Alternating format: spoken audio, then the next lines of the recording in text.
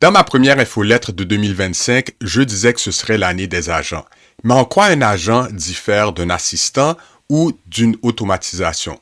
C'est ce que je vais aborder dans cette vidéo. Et comme d'habitude, si tu l'apprécies, je t'invite à cliquer sur like, à t'abonner et surtout de partager avec les gens que tu connais pour que plus de gens découvrent cette chaîne. On va couvrir 3A. Automatisation, assistant et agent, essayer de voir la différence entre les trois et quand est-ce qu'il faudrait utiliser une technique, une approche plutôt qu'une autre. On va commencer par l'automatisation.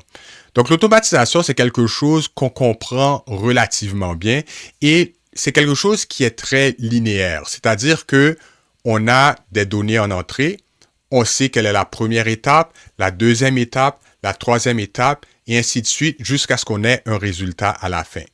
Et c'est possible qu'au cours de ce parcours, au cours de cette étape, il y ait des bifurcations, qu'on soit obligé de prendre des décisions. Mais en général, la personne qui met en place une automatisation sait exactement quoi faire pour se rendre du point A au point D ou F ou Z ou peu importe. Et en général, c'est souvent par là qu'on doit commencer à réduire la répétitivité, donc la répétition ou les tâches qui prennent beaucoup de temps et qui n'apportent pas énormément de valeur. C'est de mettre en place de l'automatisation. Et l'automatisation, ça peut être très simple comme ça peut devenir très complexe. Mais l'essentiel, c'est qu'on sait tout le temps où on est dans le processus et il n'y a jamais un endroit où la décision n'a pas été faite avant qu'on s'y rende. Parce que la personne qui l'a programmé a tout prévu, a prévu tous les cas. S'il n'a pas prévu les cas, si la personne n'a pas prévu les cas, ben, l'automatisation va échouer. Puis il faut retourner, rajouter des décisions, mettre des changements pour que l'automatisation se complète. Mais souvent, ça commence par des séquences d'étapes qui sont relativement simples, on les met les unes après les autres, mais l'essentiel, c'est qu'on sait toutes les étapes qu'il y a dans le processus.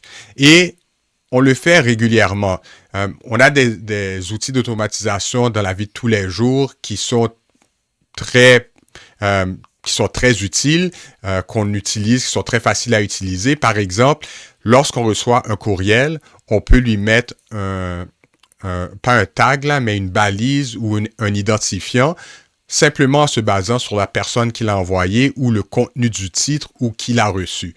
Il n'y a pas de réflexion à faire, c'est tout le temps la même chose. Ah, ça vient de telle personne, je l'envoie dans tel dossier ou je lui mets telle étiquette.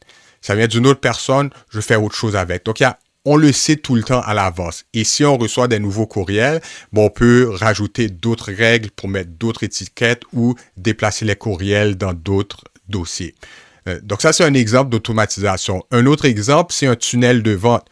Quand tu arrives sur une page de vente, que tu rentres toutes tes informations, après ça, tu reçois une confirmation, mais tu vas soit recevoir ton produit tout de suite après, si c'est un achat. Si tu t'as abonné à une infolettre, par exemple, tu vas recevoir la première infolettre automatiquement. Des fois, il y a des séquences de rappel ou des séquences automatisées où quand quelqu'un achète un produit ou s'abonne à une infolettre, bien, automatiquement, un jour après, 2 jours après, 3 jours après, il y a des messages qui sont envoyés. Donc, tout ça, c'est de l'automatisation parce que c'est prévu, toutes les étapes sont prévues, il n'y a pas vraiment de réflexion, on s'assoit, on fait tout à l'avance. Et si, à un moment donné, il y a des situations qui changent, il y a des ajouts, bien, on doit rajouter et peaufiner l'automatisation, mais en général, tout est su à l'avance. Ensuite, on a les assistants IA. Qu'est-ce que c'est qu'un assistant IA? Ben ça, c'est un petit peu la façon dont on travaille avec les modèles de langage comme ChatGPT, Claude, Gemini et compagnie. L'outil est basé sur un modèle de langage ou ça peut être un modèle pour générer de l'audio, vidéo, des images, peu importe. Mais à travers ça, il y a tout le temps un humain qui doit en faire partie. Donc, lorsqu'on travaille avec ChatGPT, à moins que ce soit un processus complètement automatisé, mais il y a une intervention humaine dans le lot. On on ne sait pas exactement quelles étapes on va prendre pour se rendre du point de départ au point d'arrivée. Il y a une partie du travail qui est fait par l'IA et lorsque c'est nécessaire, l'IA va demander à l'humain d'intervenir. L'humain intervient, redonne de l'information à l'IA et ça continue comme ça jusqu'à ce que le résultat final soit arrivé. Un des bons exemples qu'on peut prendre de ça, c'est lorsque on a une conversation avec un outil comme ChatGPT, on lui pose la question, il répond. Pose la question, il répond, jusqu'à ce qu'à un moment donné, on ait le résultat final que l'on veut. D'autres exemples, ça peut être la gestion de rendez-vous.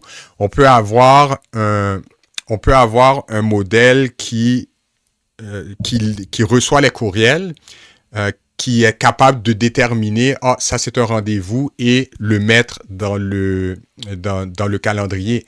Ça peut être aussi la gestion de courriel, mais pas uniquement sur la personne qui a envoyé le courriel ou la personne qui reçoit le courriel, mais plutôt sur le contenu du courriel. Est-ce que le contenu, c'est une demande d'information? Est-ce que le contenu, c'est une plainte? Est-ce que c'est une demande de support? Mais l'outil va analyser le contenu, prendre une décision à partir du contenu et après ça, l'envoyer à un être humain pour que l'être humain peut-être termine le processus. Mais il y a beaucoup de ces décisions qui ne sont pas nécessairement connues à l'avance. Donc, on ne sait pas exactement ce qu'il va y avoir dans le courriel. C'est l'outil qui va devoir l'analyser, prendre une décision tout seul. Et on implique l'humain dans la décision parce que on n'est pas toujours sûr que l'outil va donner exactement ce qu'on veut. Donc, il y a une période quand même de rodage avant qu'on soit en mesure de faire confiance complètement et le transmettre à l'outil que l'outil prenne toutes les décisions. En anglais, on appelle ça human in the loop. Donc, il y a toujours un élément humain. Pas l'agent, mais l'assistant ne prend pas toutes les décisions seul. Il fait une grande partie du travail, mais il y a toujours un humain qui va regarder ce qui s'est fait et évaluer, décider si le résultat est correct ou non. Et finalement, on a l'agent. Alors, l'agent IA, qu'est-ce qu'il fait? C'est que on lui donne des informations en entrée, on lui dit, voici le but à atteindre et l'outil prend toutes les décisions seul avant d'arriver avec le résultat final. Et entre le moment où on lui a demandé quoi faire et le moment où il a produit le résultat, il y a en général aucune intervention humaine. Toutes les décisions sont prises par l'outil. Et c'est vers là qu'on s'en va de plus en plus. D'ailleurs, lorsqu'on regarde des outils comme Operator de ChatGPT, pas de ChatGPT, mais de OpenAI, quand on regarde un nouveau qui est sorti récemment, qui s'appelle Manus, ce sont des outils qui font qui font l'entièreté du travail uniquement basé sur la demande de l'être humain. Les premières versions qu'on a vues de ça, qui sont devenues plus populaires, ce sont bien sûr tous les outils qui s'appellent Deep Research. En fait, ils s'appellent tous Deep Research ou presque, ou Deep Search ou Deep Research parce qu'ils sont pas capables de trouver des meilleurs noms que ça. Dieu seul sait pourquoi. Et ce sont des outils où on envoie une requête et après ça, lorsqu'on l'envoie à ChatGPT, lorsqu'on l'envoie à Gemini, lorsqu'on l'envoie à Perplexity, ce sont les outils qui décident comment répondre à la requête. Et souvent, ça va être des requêtes, mais pas souvent. Tous ces outils de recherche, ça va être d'aller chercher sur des sites web, d'aller chercher l'information, mettre l'information ensemble et à la fin de produire un rapport. Mais l'être humain ne dit pas quel site aller chercher. L'agent le décide tout seul. Il ne dit pas combien de sites aller chercher. L'agent le décide tout seul. L'être humain n'a rien à faire sauf clarifier sa pensée, donner les instructions au début et l'outil fait le reste du travail.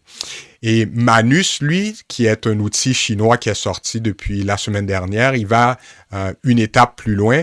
C'est qu'il ne va pas juste faire des recherches sur le web, mais il peut même exécuter des tâches. Il y a des vidéos, je vais mettre des liens sur quelques vidéos dans les commentaires où les gens montrent comment Manus est capable de faire un programme au complet, de faire des recherches, de créer un site web, de créer des nouveaux programmes, compiler, exécuter, tester, etc., pour être capable de donner le résultat que l'on veut. Ces outils-là ont quand même besoin d'intermédiaires. Donc, entre le moment où on donne les informations d'entrée et le moment où on a les informations de sortie, mais il faut quand même que l'outil soit capable de déterminer quoi faire.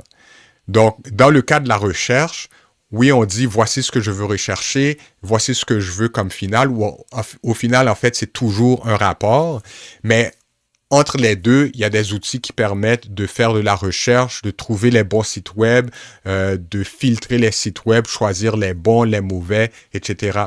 Dans le cas de Manus qui est capable de créer des programmes, mais il faut quand même qu'il soit capable d'aller chercher un programme, créer le programme. Donc, ça prend un outil qui est capable d'écrire le programme, qui est capable de compiler, qui est capable d'analyser les erreurs, d'aller chercher d'autres outils pour décider ou pour être capable d'exécuter le travail qu'il a à faire.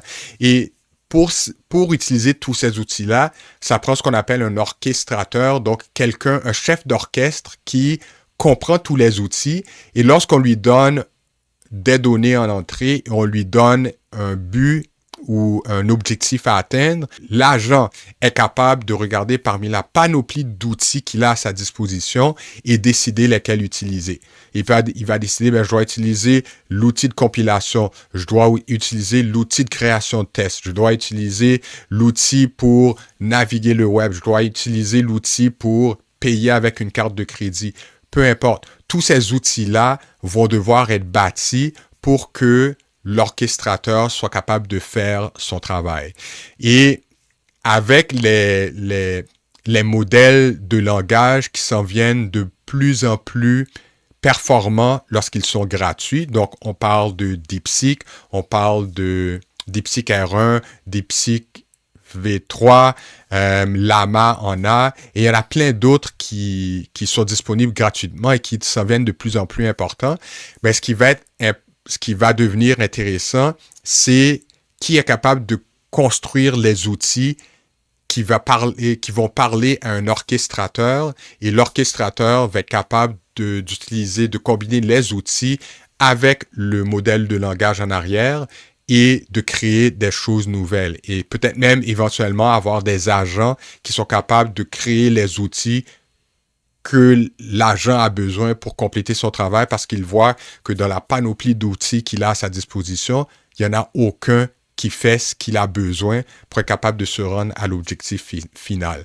Donc, ça a l'air très méta comme concept, mais c'est vraiment vers là que ça va. Alors, ce qu'on voit, Deep Research, ce qu'on voit avec Manus qui fonctionne bien, mais qui a quand même quelques difficultés avec certaines tâches, en grande partie la mémoire, parce que ce sont des tâches qui prennent énormément de temps, qui demandent énormément de force, on appelle ça du computing power, du inference.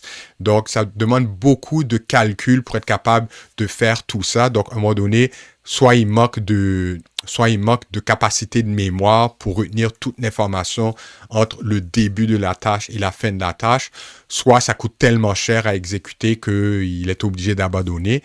Mais tout ça, à la longue, ça va s'améliorer et il y a des fortes chances que la prévision de Sam Altman, je pense que c'est lui qui l'avait dit, il avait dit que d'ici la fin de l'année de 2025, il y aura peut-être des IA qu'on pourra engager comme employés dans une entreprise. Est-ce que ce sera pour rajouter dans l'entreprise, pour remplacer les employés dans l'entreprise?